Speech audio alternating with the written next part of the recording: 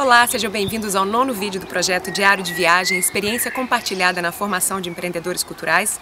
Eu sou Rafaela Capay e no vídeo de hoje você confere uma entrevista com Ana Carla Fonseca Reis. Ela é economista, sócia-diretora da Garimpo de Soluções, consultora e conferencista internacional. É também assessora da ONU para assuntos sobre economia criativa e autora de diversos livros, entre eles Economia da Cultura e Desenvolvimento Sustentável, vencedor do Prêmio Jabuti em 2007. Na entrevista, Ana fala sobre o conceito de economia criativa, a sua relação com desenvolvimento sustentável, empreendedorismo e muito mais. Confere. Então, o conceito de economia criativa, a gente tem que tomar alguns cuidados, né? Primeiro, quando ele surge na Inglaterra, em especial, movida também bebendo das fontes da Austrália, depois ganha corpo em alguns países do mundo, ele traz em si um conceito de um processo, que é um processo de olhar para a própria economia, perceber onde estão aqueles setores que mais agregam valor, em um mundo que está com produtos e serviços cada vez mais padronizados, em que a globalização fez tudo ficar muito próximo, como é que encontra o diferencial? Esse processo foi justamente o que levou alguns países, como é o caso do Reino Unido, a identificar essas indústrias chamadas criativas, que são os setores dentro da economia que mais têm criatividade e agregação de valor.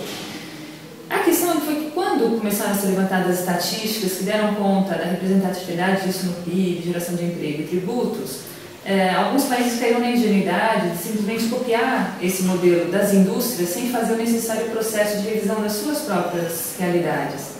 Como se a gente fosse parar de plantar trigo no Brasil, soja no Brasil, mas se plantar trigo porque lá fora dá certo. E eu acho que esse processo, que é o mais saudável, tanto em economia criativa quanto em cidades criativas, da gente olhar para si mesmo, entender o que a gente tem de diferencial, o que está faltando para que esse potencial se concretize e afins, é um trabalho que aqui no Brasil a gente ainda precisa fazer, né? Assim como em vários outros países. Mas eu acho que a gente pode se inspirar com uma lógica e daí adaptar essa lógica para um contexto local que claramente tem outros ingredientes e vai fazer um outro prato, né? Mas esse processo é mais rico dessa ideia de economia criativa. Os setores criativos em si sempre estiveram aí, né? E vão continuar existindo se Deus quiser. Mas o que agora se lança é um olhar sobre eles não mais como despesas, e sim como investimentos. Como aqueles que mais trazem impacto para a economia, para a inclusão, para a geração de empregos e afins. Então, eu acho que a gente vem de uma lógica de mundo que era muito dicotômica, né? Ela era muito antagonista. Então, ou a gente ganhava dinheiro, ou a gente era feliz, ou era público, ou era privado, ou era local, ou era global. Talvez agora a gente esteja chegando a um conjunto de mundo que seja um pouco mais convergente, um pouco mais conciliatório. E nada melhor do que quando a gente fala de diversidade, pensar no mundo conciliatório. E nesse mundo conciliatório, eu acho que a gente tem espaço para as duas questões. A gente tem espaço para produzir cultura e entretenimento e tudo que tem pegada de mercado, sem que isso tire em nada o valor daquilo. E também tem espaço para aquilo que não tem potencial de mercado, e aí sim vai depender de verbas públicas, vai depender de vanguarda, vai depender de caixa contemporânea, que são patrimônio, que são setores que invariavelmente necessitam de ajudas extras, porque não se pagam na bilheteria, não é função que se pague muitas vezes. Mas o que me preocupa, em alguns casos, é que o artista fica numa posição de artista autista, né? Quer dizer, eu crio para mim e os outros têm a obrigação de pagar porque eu acho que eu sou o máximo, ainda que eu seja um gênio incompreendido. Felizmente, eu acho que essa postura tem ficado cada vez mais fraca, e não só no Brasil, no mundo. Mas não existe nenhuma profissão, infelizmente, no mundo em que as pessoas sempre façam aquilo que elas querem. Elas fazem aquilo que elas têm que fazer para pagar as contas e daí fazem X horas por dia aquilo que de fato encanta. E eu não vejo nenhum problema aquele artista, o músico, que se apresenta em vários shows e daí ele pega umas 4 ou 5 horas ou uma semana de fila e fala assim, hoje eu vou criar, essa semana eu vou me dedicar a isso. Porque é normal, né? O processo a gente não cria o tempo todo, a gente vai fazendo também a decantação disso, vai se apresentando, vai trocando ideias. Então acho que a gente tem que buscar talvez um pouco esse mundo conciliador, de como é que a gente consegue ganhar dinheiro com aquilo que a gente faz, que é o melhor dos mundos, e ao mesmo tempo não ter que abrir mão desse processo criativo que não vai ser todos os dias, 24 horas por dia.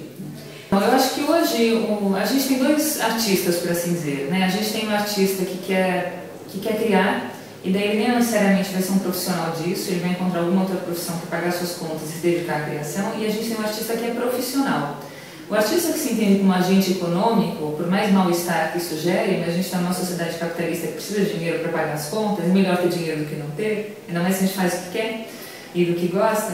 Esse artista que é profissional precisa ter também uma pegada de administração, precisa entender o que é empreendedorismo, ainda que seja para não se deixar enrolar pelos outros, né? Para poder ter um diálogo com o contador, para poder negociar o seu preço. A gente sabe o valor que a cultura tem, a gente tem uma dificuldade enorme em colocar um preço a isso. como se ao colocar um preço a gente desmerecesse o conteúdo cultural, e que é uma grande bobagem, porque é claro que aquilo tem esforço, aquilo tem conhecimento, aquilo tem um valor embutido, então a gente tem que ter um valor econômico que é o tal do preço. A questão de formação, tanto em empreendedorismo quanto em técnica de cultura, de criação, é fundamental, porque a criatividade por si só não se transforma em criação, e criatividade por si só não se transforma em inovação, né? Se a gente não tiver acesso, ainda mais num mundo tão permeado de informações, ao que existe de dados esparramado por aí, essa hiperinflação de dados, e não tiver preparo mental para conseguir transformar esses dados em conhecimento, a gente não vai ter um processo de criação que para os outros seja entendido como alguma coisa menos do que ingênuo ou naif, né? Então acho que a gente precisa ter cada vez mais pessoas bem capacitadas em sua formação técnica, criativa e também em sua formação como empreendedor. Então, não só no Brasil, eu tenho um certo receio com isso, porque a economia criativa começou a ser vista como panaceia, né? Virou a tábua de salvação do mundo, e eu acho que isso é muito perigoso, e também não seria justo pedir que a economia criativa assim o fosse.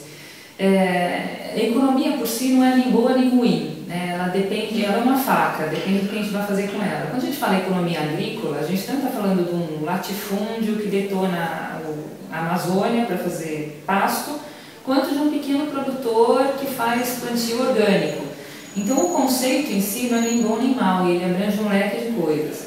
O que eu acho que a gente precisa fazer é que a economia criativa siga uma pauta de desenvolvimento sustentável que não necessariamente segue por default.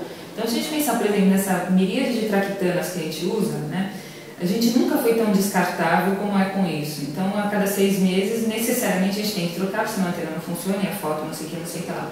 E isso aqui é uma das grandes indústrias criativas. Então, a pegada de sustentabilidade por aí não funciona. Eu fico muito preocupada com essa questão de que a economia criativa é a economia da sustentabilidade, porque as ideias se multiplicam, as ideias sim, mas os suportes físicos nos quais elas se concretizam não, né? Então, a gente precisa levar essa discussão de economia criativa para essa conciliação com o desenvolvimento e com a sustentabilidade, senão a gente corre o risco de esvaziar um conceito que poderia ter um fim mais propício para nós. Curtiu? Pois para ficar por dentro de tudo que a Ana Carla apronta, e olha que não é pouco, é só conferir o endereço da Garimpo de Soluções aí no seu vídeo. No mais é isso, um beijo, até a próxima, tchau!